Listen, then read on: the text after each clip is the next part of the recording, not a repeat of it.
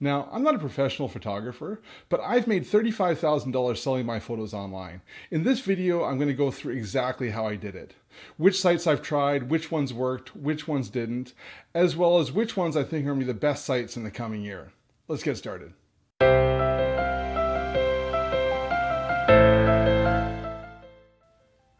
Hi, I'm James. I make a living as a software developer, but I love travel and landscape photography. For the past 7 years, I've been selling my photos online. Now, I'm going to be going through the results that I've got selling my photos online, but your results may differ depending on the type of photography you do. I'd love to hear in the comments section about whether you've tried selling your photos online before and what type of success you've had. Also, stick around at the end of this video because I'm going to go through which sites I think are going to be the best in the coming year. Now I'm going to jump on the computer and show you some charts of the sales I've had over the past 7 years. So I keep track of the revenue from each website in Excel. So what I'm going to do is I've just created 5 charts in Excel where I can kind of walk you through how I make money selling my photos online. I'm going to start pretty high level and I'll get into more detail, and at the end I'll kind of go through how much money I've made from each individual site. So this is how the $35,000 breaks out year over year. You can see that when I started here, my first year I only made about $1,000. And then it continued to increase over the next, for the first 4 years until 2015, when I reached the high of $7,000 a year. And there's a bit of a decline that's starting to rebound now. In this chart, you can kind of see why it went up and then went down. The green shows my revenue and the red shows how many photos I posted each year. So you can see my first year I posted about 100 photos, uploaded them to different sites online. And then my second year I was very motivated. I did over 240 photos. Now these are 240 fully processed photos that I uploaded to multiple sites.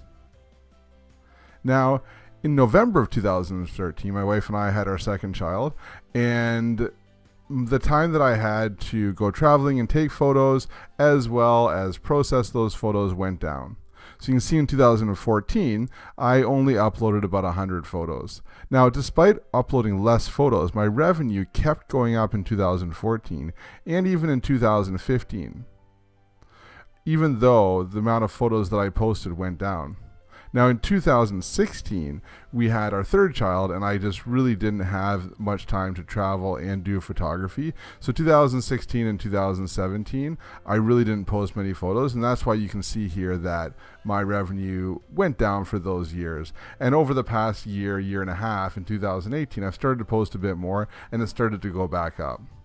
So you can see that once you upload your photos, you can keep getting revenue from them, even if you're not posting regularly, but it will go down slightly year over year. Looking at it a different way, this way I've shown the red line is the cumulative photos. So you can see how my photos grew over time. And right now I've got about 600 good photos posted across many sites across the web. Now, if you look at the types of sites that I upload to, you can really break them into 3 main sites. Okay, the first is direct stock. So this is my own website. So I have a website, souvenirpixels.com. I used to host it on Squarespace. I currently host it on SmugMug, and anybody can go on there and buy photos directly from me, photo licenses. So this is, companies will come on, a lot of travel companies, travel magazines, they'll see my photos. Typically, they'll see my photos on social media, and then on my social media, it links back to my website where they can just go on and purchase licenses. Also on my website, you can purchase prints. So I sell prints on my website now. I also have uploaded my photos to a lot of print-on-demand sites, and I've tried out a bunch of them, but the only one that I've really had great success with is Fine Art America. So most of my photos are on Fine Art America, and I've made, some money from those as well too. You can see here about 8%. But the vast majority of the money that I've made selling my photos online has been from Microstock sites. So I've tried a lot of different sites, about 23 of them in total, and that really makes up the majority of my revenue selling my photos online. So to go in and look at which sites in a bit more detail, you can kind of see in this pie chart. So this is kind of breaking out the revenue from all the sites. So you can see by far, this pink bar here is Shutterstock, and they are by far been the best site for me for selling my photos online. I had a very good run with Shutterstock. You know, if you typed in landscapes in Shutterstock, I had a photo on the main page. If you typed in Canada, I had multiple photos on the first page. So I did really well year over year and month over month on Shutterstock. Now, over the past 6 months, the search algorithm has seemed to change a little bit, and my sales have gone down a little bit. But I had a pretty good run where about 3 years I was doing very well with them. The second one here is 500px. Now, 500px was a photo sharing community before they started selling as stock. And I was involved in the community before it was selling as stock. So I had a lot of photos that were highly ranked. And when they started selling photos for stock as well too, I made quite a bit of money when they first started out. Now, there's been a lot of changes over there at 500px. They were purchased by another company. Now all the sales are through Getty. And to be honest, I don't even post there anymore. There's been a lot of changes, and I just really don't appreciate the site as much as I used to.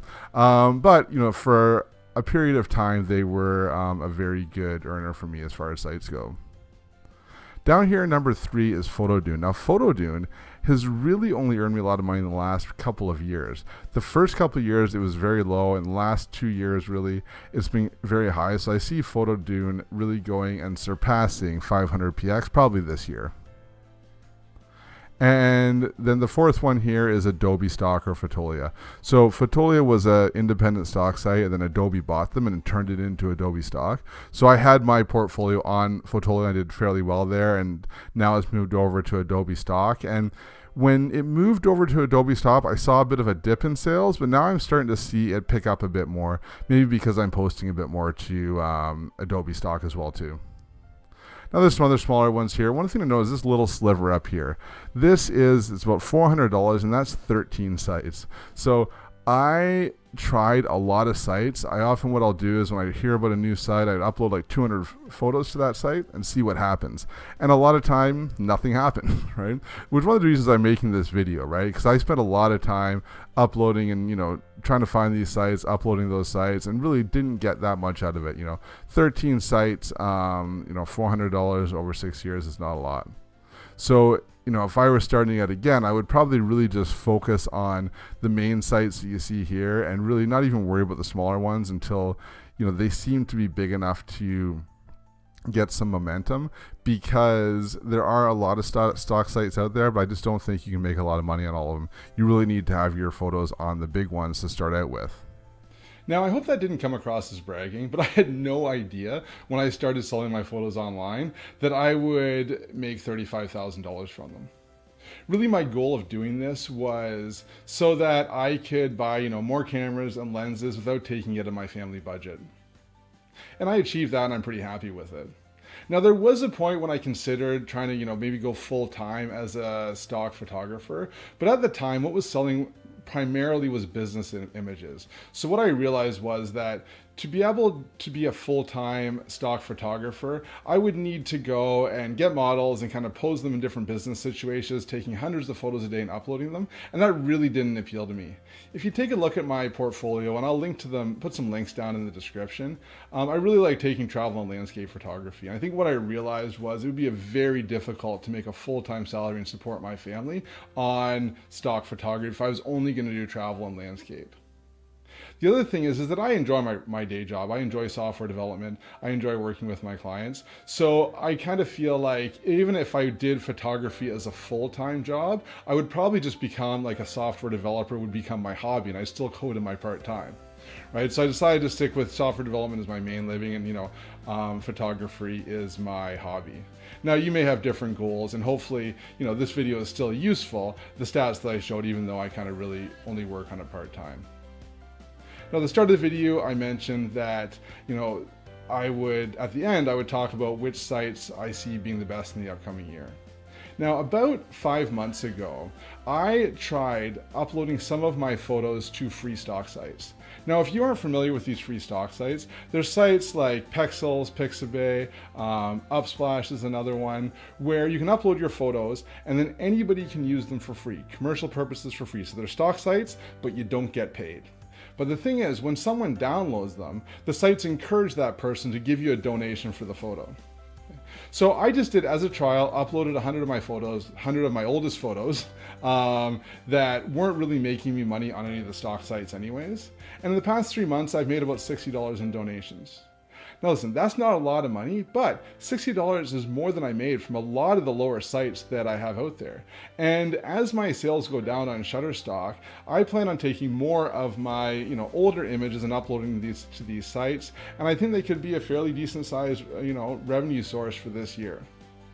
So that's something that you may want to look into as well. Again, I haven't made a lot of money off it in the past, but it's something that I'm going to be trying more in the future.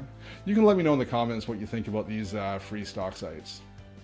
Now, if you found this video useful, make sure you go and hit the like button below, as well as hit the subscribe and the bell so you can get notified when I upload new videos. Happy uploading.